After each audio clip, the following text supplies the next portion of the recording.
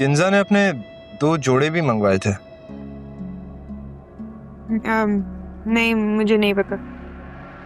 मुझसे या मनाल से तो नहीं कहा था उसने, शायद बताना भूल गई होगी। चलो कोई बात नहीं, आते वक्त खुद लेती आएगी।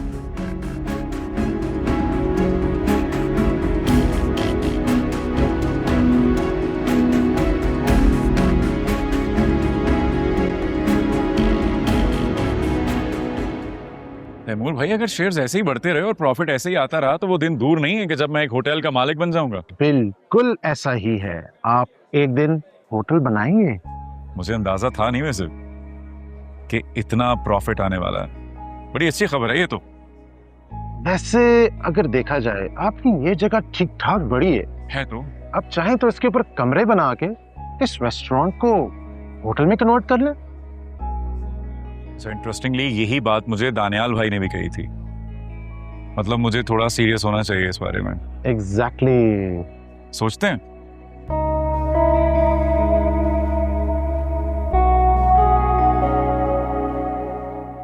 शुक्र है अल्लाह का, माशाल्लाह से बहुत अच्छा हकीका हो गया। लैला तो मुझे आने ही नहीं दे रही थी। जाहिर सी बात है आपा, अब लैला भी अपनी नई जिंदगी में मसरूफ हो चुकी है, पहले की तरह तो यहाँ आ नहीं पाती। और आप भी बिजी हो गई हैं, इसलिए उसका दिल ही नहीं कर रहा था आपको यहाँ भेजने का। बेटियां तो होती ही ऐसी हैं, पर उन्हें रुखसत करना पड़ता है। फिर हमें इतनी प्यारी बेटियां भी तो मिल जाती हैं ना। अरे हाँ, याद आया, कल से मैं उसामा के रेस्टोरेंट पे जाया करूंगी। बस वापसी पे जरा मुझे देर हो जाया करेगी। अरे भाई, बहुत बहुत मुबारक हो खाला आपको। अब मेरी प्यारी सी खाला किसी अच्छे से बड़े से टीवी चैनल के अच्छे से मसाला प्रोग्राम में होस्ट बन के आएंगी।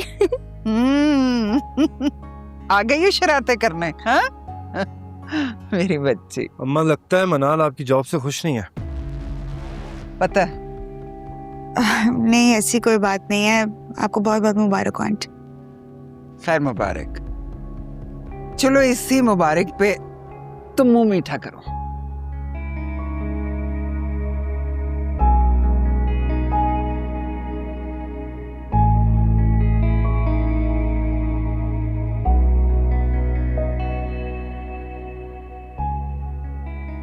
लैला की तरफ कल गई थी और उसके घर मिठाई के डब्बे ढेर हो गए थे।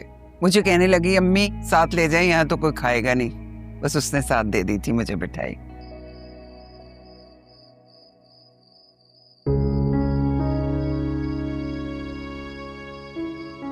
मैं तुम्हारी खातिर क्या क्या बर्दाश्त कर रहा हूँ। तुम्हारे लिए, तुम्हें देखने के लिए कब से वहां बैठा हूँ, तुम हो कि मुझे ऐसे इग्नोर कर रही हो जैसे मैं एग्जिस्ट ही नहीं करता।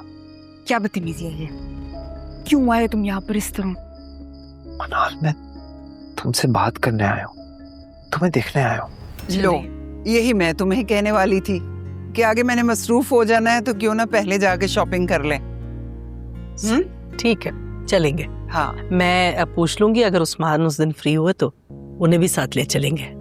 तुम ऐसा करना, जिस दिन जाना होगा ना, मुझे सुबह सुबह फोन कर देना या रात में कर देना, ताकि मैं अपने सारे काम निपटा लूं ना। बहुत काम होते हैं तुम्हें तो। छुट्टी वाले दिन ही जाएंगे, दुकानें तो खुली होती हैं। तुम्हें समझ क्यों नहीं आ रही है कि हम दोनों की शादी हो चुकी है, हम किसी और की अमानत हैं? ये मुनासिब नहीं है समीर। मैंने तुम्हारी खातिर किंजा से शादी की और तुम्हारी खातिर ही उसको बर्दाश्त कर रहा हूँ।